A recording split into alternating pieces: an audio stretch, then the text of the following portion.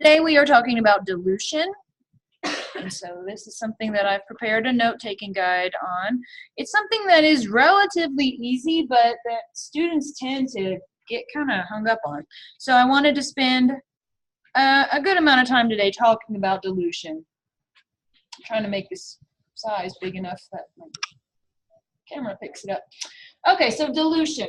So what happens in dilution is you're taking a concentrated solution and you're reducing or lowering, whatever word you want to use. You're lowering the concentration or you're reducing the concentration, however you choose to word it, by adding more solvent. Adding more solvent, okay? So dilution does not change the number of moles of solute. It just changes the amount of solvent in the solution. Okay, so here's how this works. I mean, you can think about this in terms of like real life scenarios. Get a new marker here. I don't know how popular these things are now. I know they were really popular there for a while, but I don't use them, so maybe this is not a good example. But you know those little bottles, and it's like a flavor, and you squirt it into a water bottle? Are those still a thing? Okay, those are really, really concentrated, right? You just put like 1 or 2 drops, and then it makes your whole water bottle turn green, right? That's extremely concentrated, right? So you're taking something that's very, very, very, very, very, very, very, very, very, very, very, very, very high concentration, right? So if you've got, let's pretend that's a 1 milliliter sample, right? 1 milliliter sample. So that's probably the amount that you would put in a water bottle. And you put it in your water bottle. Let's pretend that that water bottle is 500 milliliters, right? What are you doing? You're taking the very, very, very, very concentrated sample and you're just spreading it out, right? You're just spreading it out. So you're not changing the number of moles here. What you're changing is the total volume that's being dissolved in, okay? And that's what makes the molarity go down. It's not because the number of moles change, it's because you put more space in between them. Does that make sense? You could also think about it, I mean, gases, we don't usually measure a molarity, right, because that's not normally what we would measure a gas concentration with. But if I sprayed some perfume up here at the front, right, that's a very, very, very high concentration that is coming out of the bottle, right? And so here, for that first few seconds, it's going to be very high concentrated. Maybe you've been in the bathroom when the air freshener goes off. Maybe you had that pleasure or experience. You're like, right? It's like right on the wall, and you hear it make a little sound, and it's like, run! Because if you're standing right underneath it, I've been right underneath it, like washing my hands, and hear the thing spray, and it's like, but if you go in a few minutes later, it's not that bad, right? Because you've got a really, really high concentrated coming out. It's like, oh!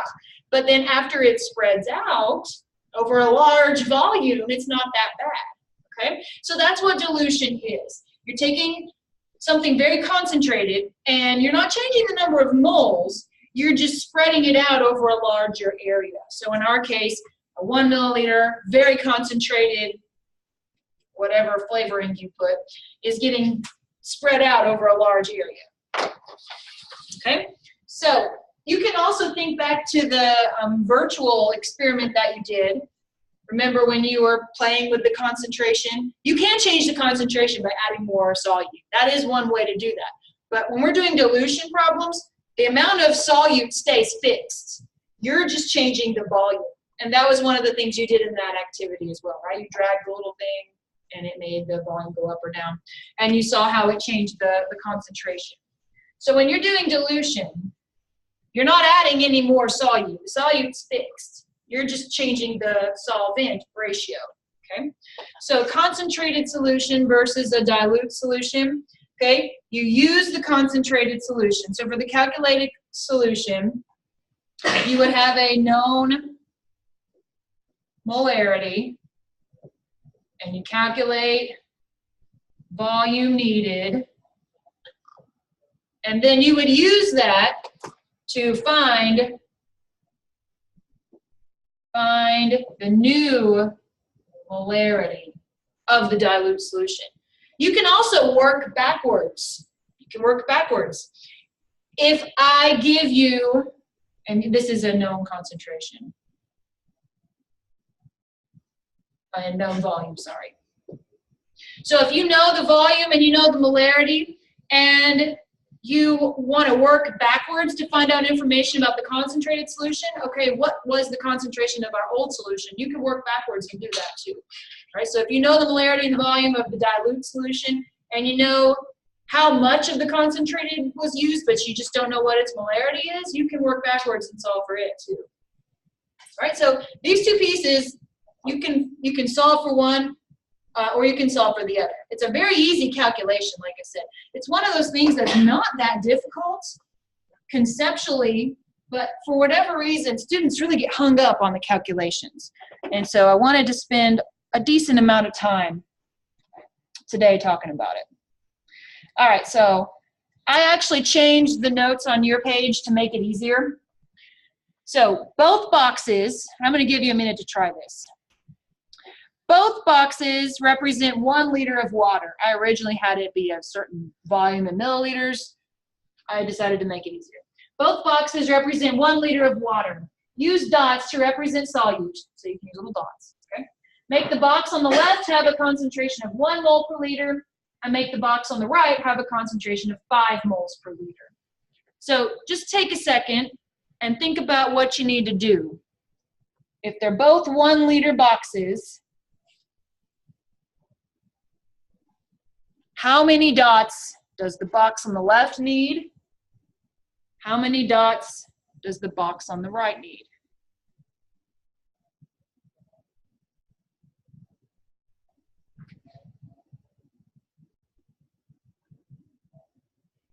Now I'll actually just pause the recording so we don't have a bunch of dead air. Okay, this requires us to remember the formula for molarity. All right, molarity is equal to, what's the formula? Molarity is equal to moles over liters, right? Okay, if this is going to be 1 molar, this is a 1 liter box, right? So 1.00 liter. So this one's pretty easy. To get 1 molar, how many moles do you need? Just 1, right? So how many dots do you need? Just 1. And then for 5 molar, again, the volume is 1.0 liter. So how many moles do you need? You need 5 moles. Now this is obviously a really, really, really easy calculation. If, for instance, this was a 2 liter sample, what would you need to do? You would need 10 moles, right? Because 10 divided by 5, or 10 divided by 2 would give you 5, right? So I'm doing this exercise because I think there's one like this on the solutions homework, where you have to calculate the number of moles that you would need to dissolve in a given volume to get the molarity that you want, right? And that's just rearranging the molarity equation. Okay, so and it might even be a picture like this, or maybe you have to like scoop it in or something. I'm not sure what it looks like. I haven't looked at the homework in a couple of weeks. But nonetheless, could you solve a problem like this if it were on the homework? And these two, let's pretend this is a sugar molecule, or a mole of sugar. If they're both 100, and if they're both a 1 liter sample, right? They have the same solute, they have the same solvent. The only difference is the amount of space in between them, you could say, or the amount of solute here, right? We're not going to be, can you tell the difference qualitatively between these two? Yes? Yes. All right. So let's move on to the dilution equation. It's a very easy equation. Like I said, it's one of these things that's not that difficult, but that a lot of students struggle with. So the formula, the equation is M1V1 equals M2V2, where M1 and V1 refer to the molarity and the volume,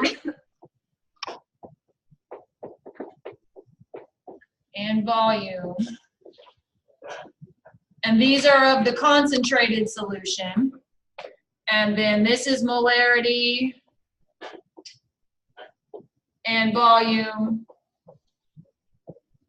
of the diluted solution.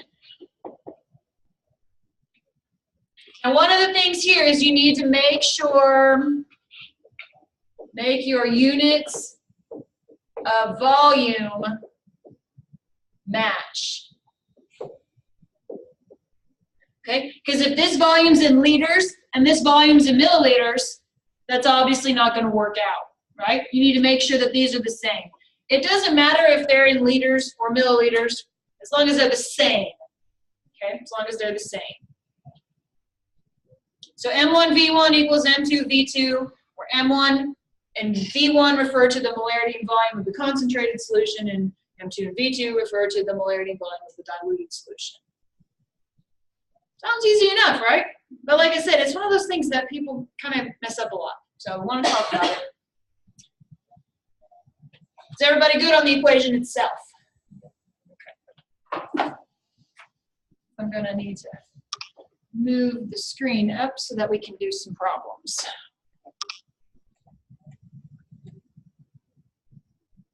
All right, so here's an example. I'm going to just hit enter because my screen can't, my camera doesn't pick up really tiny font very well.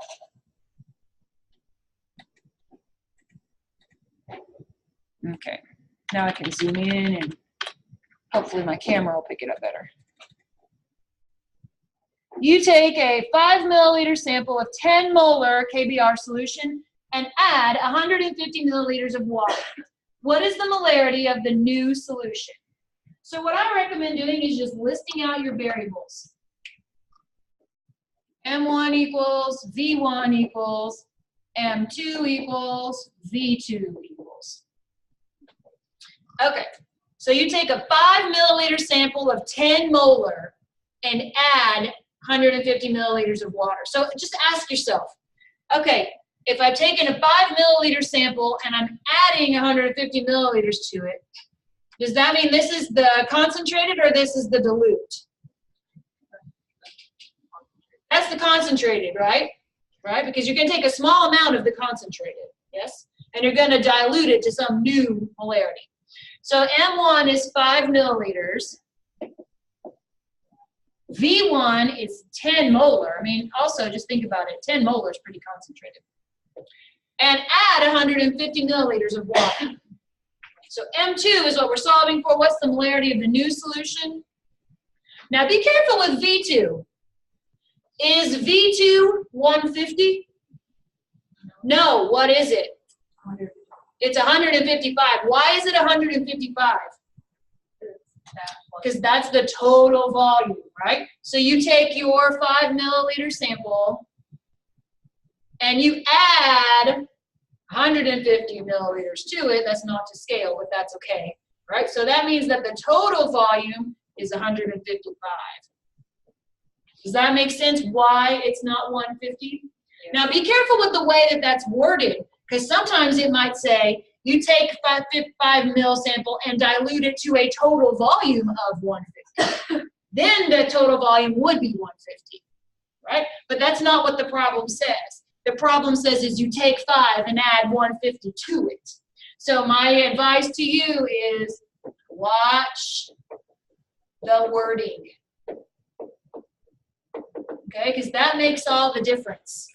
If you say is diluted to a total volume of 150, well, that means you added 145. Right? But that's not what this says. It says we added 150 to a sample. So my total volume is what I'm looking at is 155 milliliters. So again, it'll work out if you keep it in milliliters. so long as they're both milliliters, right? If one's in liters and one's in milliliters, that's a mess. So just be advised about that. All right, so now M1 V1 equals M2 V2. You can just plug everything in and then do the arithmetic just like you did in Algebra 1, or you could rearrange this and then plug it in. You're going to get the same answer either way. So which method do you guys prefer to do, or does it matter? Plug it all in? Okay, so if we do it like we did in algebra class, M1, oops, not going to step over, 5.0, and V1 is 10, is equal to, thank you. M2 is what we're solving for, times 155. So 5 times 10 is 50, equals 155 M2. So M2 is just 50 divided by 155. And how many sig figs can I keep? 2. All right, so my calculator gives me 0.3225806, blah, blah, blah, blah, blah. I have seen people say that that's their final answer, and then you lose points for that, right? This is not correct. You only keep 2 sig figs, so that would be 0.32 molar.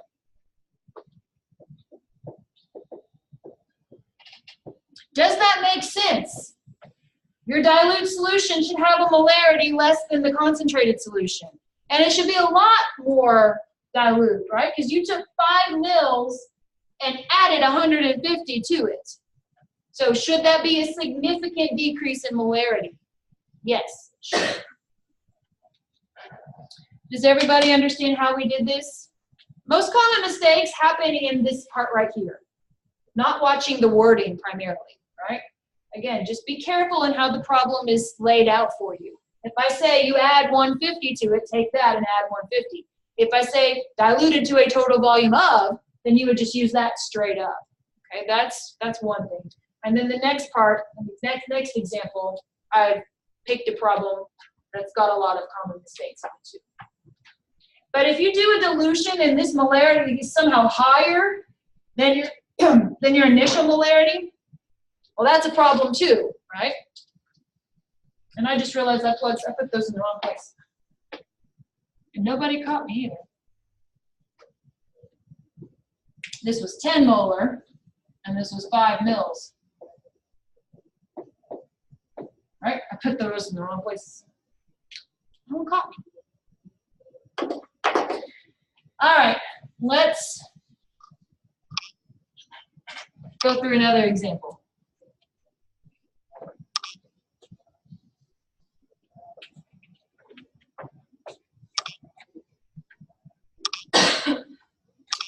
All right, I need to condense this so that we can see it.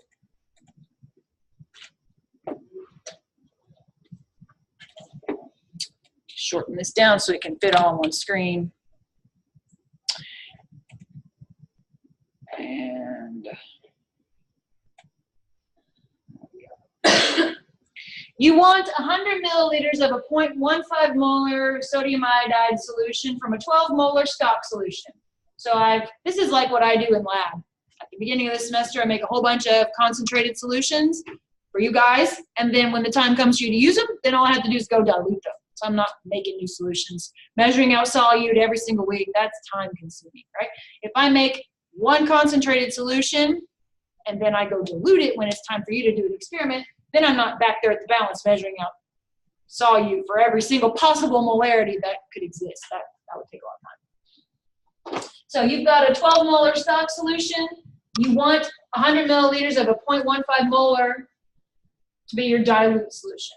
How much of the stock solution do you need, and how much water do you need to add? Those are all practical questions, right? Because if I figure out how much stock solution I need, well, that's not making the solution, is it? I have to figure out how much of the stock solution I need and how much water I need to add to dilute it down. Right? That's a two-part problem.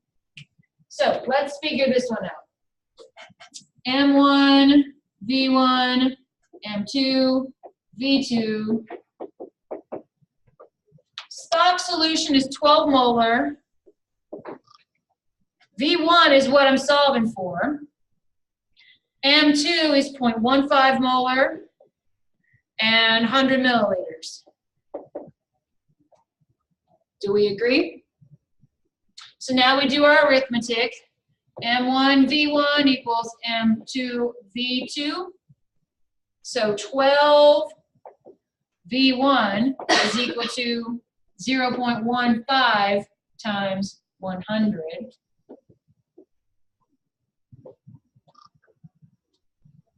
Is everybody good on how we plug this in? All right, so we just do a little bit of dividing. So divided by 12. We can keep 2 sig figs, we'll round at the end. So V1 is equal to 1.25 milliliters. We can only keep 2 sig figs, so that would be 1.3 once we keep our sig figs, right? Because we can only have 2 sig figs. So how much of the stock solution do we need? 1.3 milliliters. How do I know how much water to add?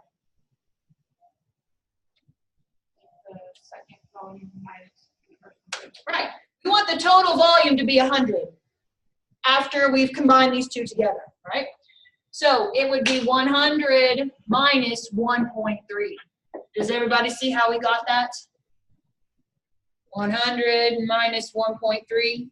Because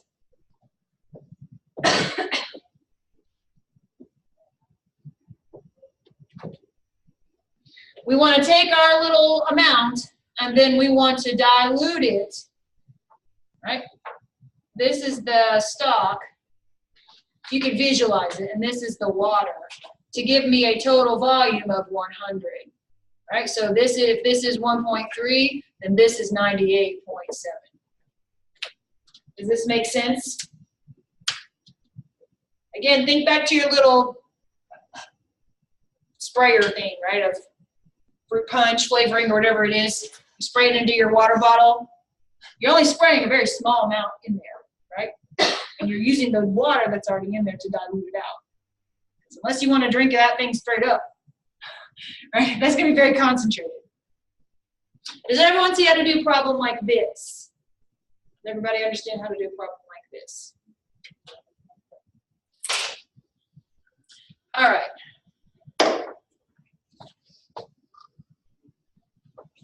So I've got some problems for you to work on now. Printed them on a separate sheet of paper. And I'll show you how this is going to work. You get a little bit of an advantage for being here in class. Here are the challenge problem. Here are the problems. There are 4. So those of you watching it online, just pause the recording, try these problems on your own, and then hit resume when you're ready to see the answers. Now down here at the bottom, oh, there are 5. These are challenge problems on concentration. And I'll make an offer to you guys who are here in class today. You can't work with someone, you need to do it by yourself. But if you come up with the correct answers for number 6 and number 7, and come show them to me and you get them right, I'll give you a few extra credit points for it. So I'll keep a tally up here of who got it and who didn't, okay? So those are the challenge problems. And then these, we're gonna go over them all, right?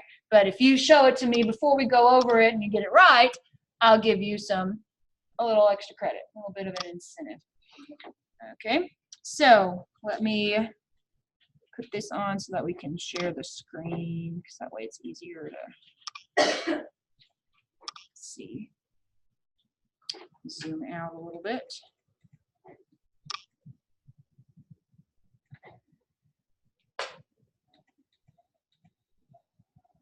So if you're watching this online, just hit pause and resume it when you're ready to see the answers.